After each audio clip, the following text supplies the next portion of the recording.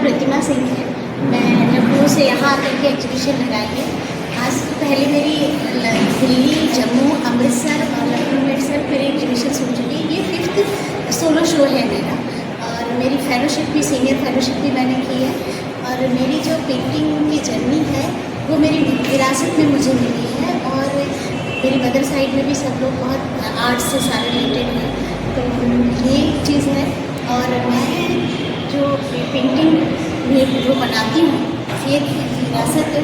एक उसमें ये रहता है कि कैसे आप जो हमारी चीज़ें गायब हो गई हैं, एक तरह से ऐसे जो हमारे आगे की जनरेशन उन चीज़ों को जाने, ऐसा तो विरासत इन द सेंस एक मेरी जो रहती है कि लुप्त होती कला जो हमारी, मेरा ये मानना है कि अगर आप अपने कल्चर को, अपने ट्रेडिशन को अगर नहीं जानते, अपने रूट को नहीं जानते हो, तो आप जस्ट लाइक एक रिफ्यूजी हो, आपकी अपनी कोई आइडेंटिटी ही नहीं है। तो आइडेंटिटी को जानने के लिए मेरे को ये दिखाना होता है कि थोड़ा सा आगे आने वाली जनरेशन जाए। जैसे ये पेंटिंग है, तो इसमें रानी हाड़ा इसका नाम है इस पेंटिंग का। इसमें ये था कि डॉक्टर ने कि जो राजा थे उनकी नई शादी हुई रानी हाड़ा की, और रानी हाड़ा शादी के 7 दिन भी नहीं हुए, वो युद्ध करने चले गए। औरंगजेब के साथ उन्हें युद्ध करना था, लेकिन युद्ध के मैदान में उनका मन नहीं लगता।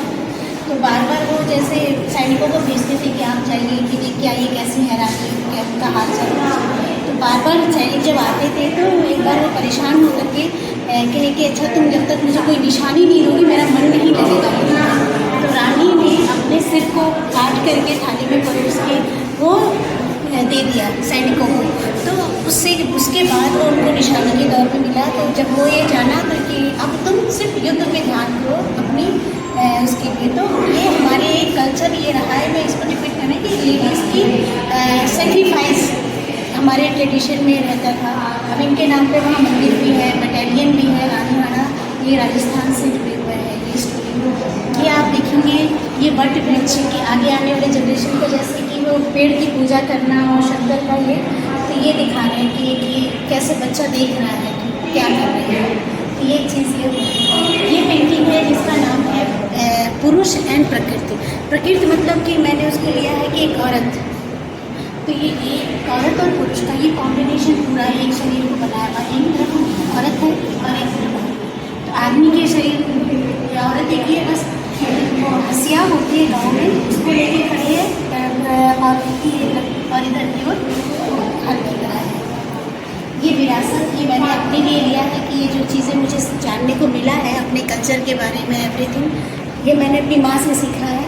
तो ये मैंने खुद को और अपनी माँ को, ये सारी चीज़ें पुरानी जो है ये इस पेंटिंग का नाम ही विरासत है। इस तरह से ये बुद्ध को बनाया है ये उसमें डिवोटी सारे जो जातक कहानी में रहते हैं उनका सब ये सारी नतीज ये इस तरह से है। ये अजंता एलोरा का थोड़ा सा हमने लिया है इसमें, तो ये चीज़ें हैं इसमें।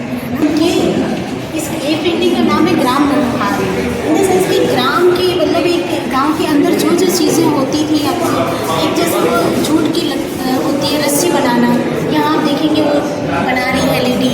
यहाँ पर एक लेडीज़ जो होती थी, आज के टाइम में लोग पार्लर जाते हैं, उस समय में क्या होता था घर में ही लेडीज़ एक दूसरे को तैयार करती थी पीछे से और साथ में बातें भी करती थी, वही उनका एंटरटेनमेंट होता था, चोटी घूमना और ये जो आज नहीं है कहीं। तो ये चीज़ें होती थी और जो सब कुछ गांव का ही मैंने थोड़ा सा उनका दिखा है कि कैसे जानवरों के साथ कैसे है, ये एवरीथिंग इसमें किया है। ये है इस पेंटिंग का नाम ग्राम देवता। तो एक हाइपोथेटिकल एक देव एक आदमी को कर दिया, उसके साथ औरत और आदमी को कॉम्बिनेशन।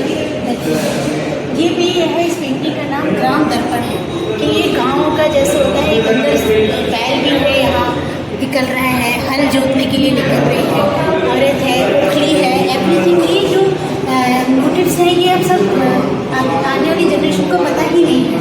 तो ये इसकी वजह से मैं थोड़ा सा रहता है कि आप देखो क्या था, आज से 50 साल बाद तो सब भूल जाएंगे।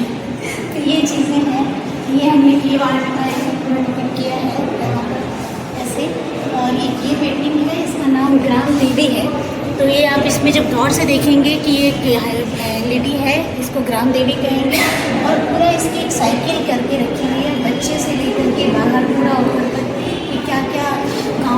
ये एक सब प्रोटेक्ट करने एक तरह से ये इनका अपना होता था। क्योंकि मेरा ये मानना है कि जो भगवान को तो किसी आर्टिस्ट ने ही बनाया है। पहले क्या था, जो कर्म होती थी वही पूजा होती थी। कि जो हमारा जैसे हल है, जो घर में काम करने वाले सूप होते थे, जो भी चीज़, जैसे आप बंगाल में मछली खा रहे हैं तो उसकी पूजा कर रहे हैं आप, वो जो हमारे डेली लाइफ में जो चीज़ें थी हम उनकी पूजा करते थे। भगवान को तो किसी आर्टिस्ट ने बनाया कि ऐसे राम है, ऐसे ये। जैसे भारत जो है वो भाव प्रधान देश है, तो भाव की पूजा, जैसे हम वहाँ जाते हैं वैष्णो देवी, पिंडी स्वरूप की पूजा, कहीं भी ये नहीं था कि एक आपका मतलब कि ये भगवान है, ये फोटो है। ये तो हमने बात सालों के पहले शुरू हुआ है ये चीज़ें। मेरा मानना यही है। तो मैं वही चीज़ें, जैसे वॉल के ऊपर जो पेंटिंग्स बनती थी, यूपी में ये कल्चर खत्म हो रहा है। जैसे मधुबनी आर्ट बिहार का रह गया है, वॉल के ऊपर जो बनाते थे, आज भी यूपी में जो पुरानी पेंटिंग्स थी वो घर के बाहर बना देती थी थोड़ा सा, उसके ऊपर पूरा आप देखेंगे तो वो लड़का लड़की सारी चीज़ें वो बना, सूरज चांद पानी कलश, कि वो यही उनकी पूजा की चीज़ होती थी। ये सब है, वो आज की डेट में सब खत्म ही हो रहा है। तो मैं कोशिश करती हूँ कि अपने आर्ट से ये सब चीज़ें उसमें लाऊँ, दिखाऊँ, जिससे कि आगे आने वाली जनरेशन जाने कि कैसे हमारे पहले क्या होता था, मेरे भारत देश में क्या था, जो हमारी आइडेंटिटी थी, वो सब चीज़ें अब खत्म ही हो रही है। सब फॉरेन कल्चर सारा आगे हो जा रहा है। तो कोशिश है मेरा कि थोड़ा बहुत मैं कर सकती हूँ। Thank you.